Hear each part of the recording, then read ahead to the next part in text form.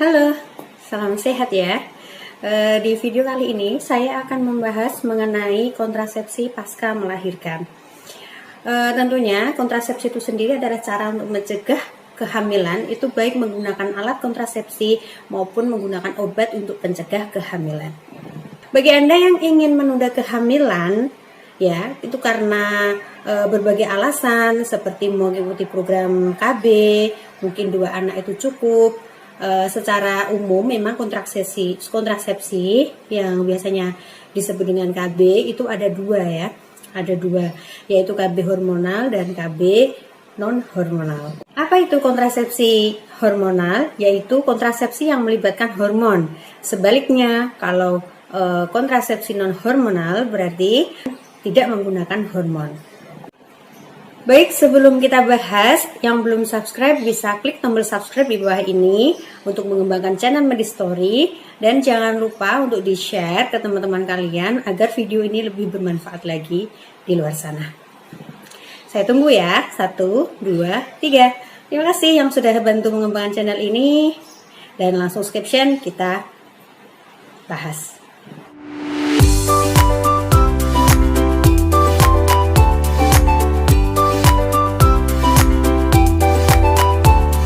Jadi jenis kontrasepsi hormonal itu ada berbagai macam. Yang pertama adalah salah satunya adalah pil KB.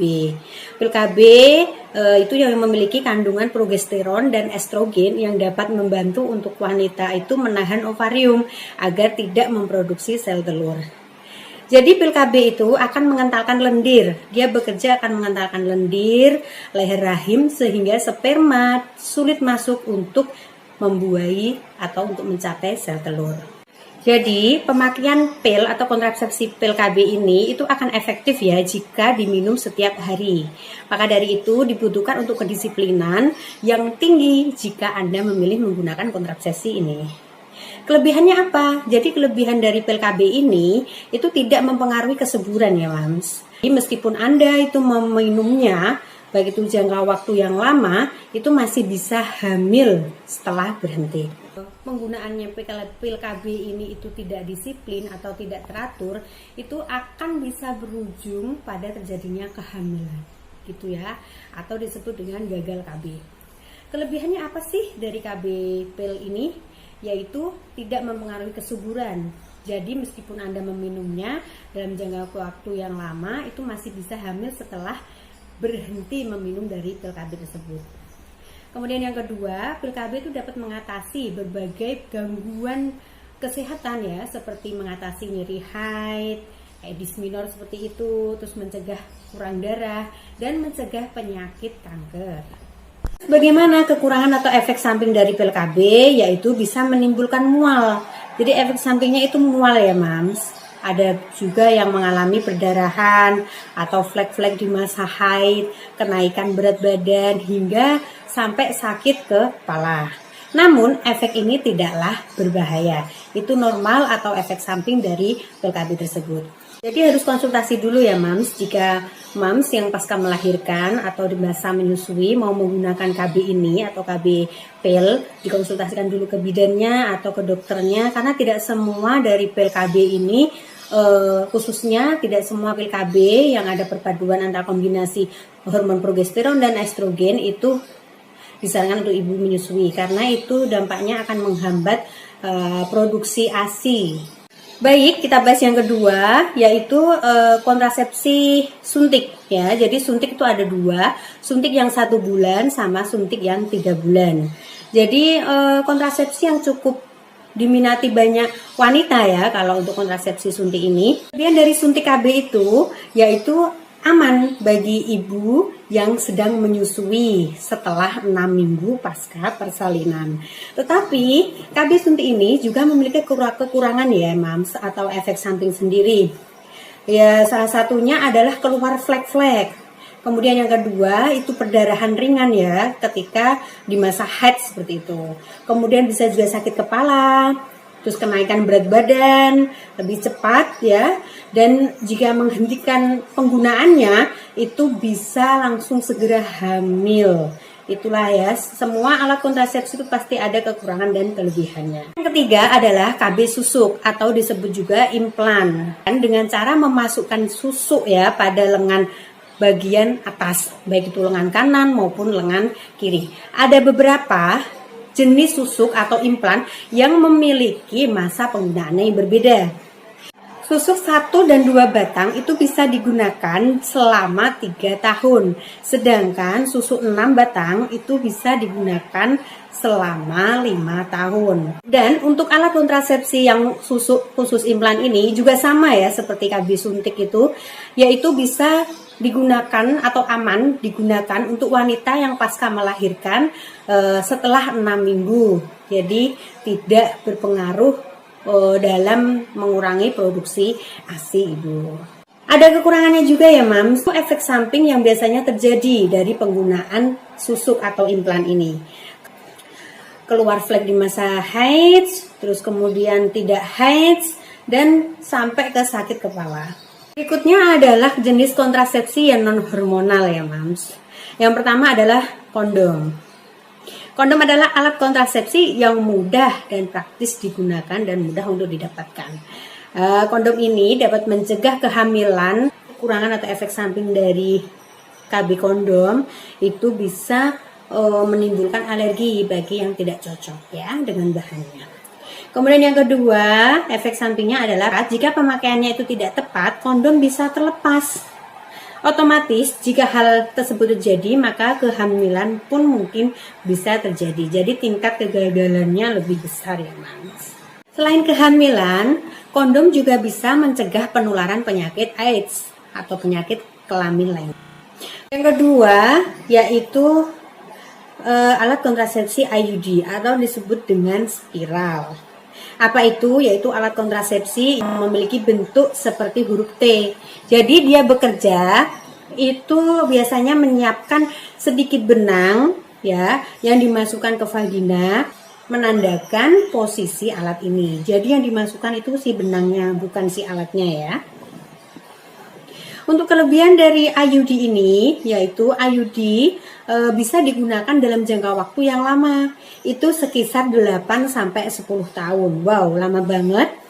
Meski demikian, pemeriksaan rutin pun harus dilakukan ya. Jika pemasangan IUD itu tidak tepat atau posisinya itu berubah, ya bisa kemungkinan terjadi kehamilan. Jadi sangat riskan juga ya, semua alat kontrasepsi pasti ada kekurangannya ya, Mams. Kekurangan atau efek samping dari KB spiral atau IUD ini yaitu bisa menstruasi itu siklusnya lebih pendek. Untuk kelebihan sendiri dari KB IUD ini atau spiral yaitu sangat praktis karena dia dapat dipasang maupun dilepas kapan saja dengan bantuan tenaga kesehatan. Kemudian yang selanjutnya adalah tubektomi. Tubektomi adalah prosedur bedah. Ini dilakukan oleh dokter bedah sukarela ya, atas keinginannya sendiri untuk menghentikan kesuburan dari wanita maupun pria. Itu biasanya itu seperti Festilitas itu seorang wanita dengan cara mengikat dan memotong untuk memasang cincin pada saluran tuba sehingga ovum itu tidak dapat bertemu dengan sel sperma. Itu istilahnya itu adalah steril seperti itu ya. Sterilitas. Ini biasanya dilakukan oleh keluarga yang sudah mempunyai banyak anak. Ya, mungkin dia cukup untuk anak 3 seperti itu, mungkin juga karena faktor ekonomi atau lainnya gitu ya. Jadi tubektomi ini terjadi dengan cara KB permanen ya Mams, bagi wanita yang tak ingin memiliki anak lagi. Tubektomi dilakukan ini dengan cara operasi sederhana, yaitu hanya membutuhkan bius lokal. Terjadinya efek samping jangka panjang hanya rasa yang tidak nyaman ya Mams setelah melakukan operasi. Kemudian berikutnya adalah vasektomi. Ini kontrasepsi yang dilakukan oleh laki-laki untuk sterilisasi ya, sama seperti tubektomi. Kalau vasektomi untuk yang laki-laki. Vasektomi ini dilakukan dengan cara memblokir ya Mams, memotong vas deferens tabung yang membawa sperma dari testis atau salurannya itu yang membawa sperma dari testis ini dipotong, jadi nggak bisa untuk membuahi sel telur lagi. Kemudian yang berikutnya adalah sistem KB kalender, ya. Jadi khusus KB ini ya, itu tidak menggunakan alat atau tidak menggunakan tindakan operasi. Ya, kontrasepsi ini dilakukan dengan menggunakan penghitungan masa haid atau masa subur wanita dan menghindari berhubungan seks pada saat masa subur. Kelebihannya apa ya, Mams? Kelebihannya itu metode sistem KB kalender ini sangat murah, ya, tidak membutuhkan biaya karena tidak perlu mengeluarkan uang sama sekali. Tidak perlu menggunakan bantuan alat apapun. Sistem KB kalender ini termasuk kontrasepsi yang kurang efektif kalau menurut saya atau menurut tim medis. Cara ini itu memiliki kemungkinan gagal hingga mencapai 20%. Jadi sangat kecil ya, Mams, untuk keberhasilan hamilnya. Ini lebih tinggi kemungkinan gagalnya ya. Karena memang KB kalender ini kalau misalkan salah perhitungan masa subur dari siklus menstruasinya, otomatis akan hamil. Kemudian yang berikutnya adalah menyusui. Ada juga ini yang memanfaatkan masa-masa menyusui agar tidak terjadinya pembuahan atau tidak terjadinya hamil.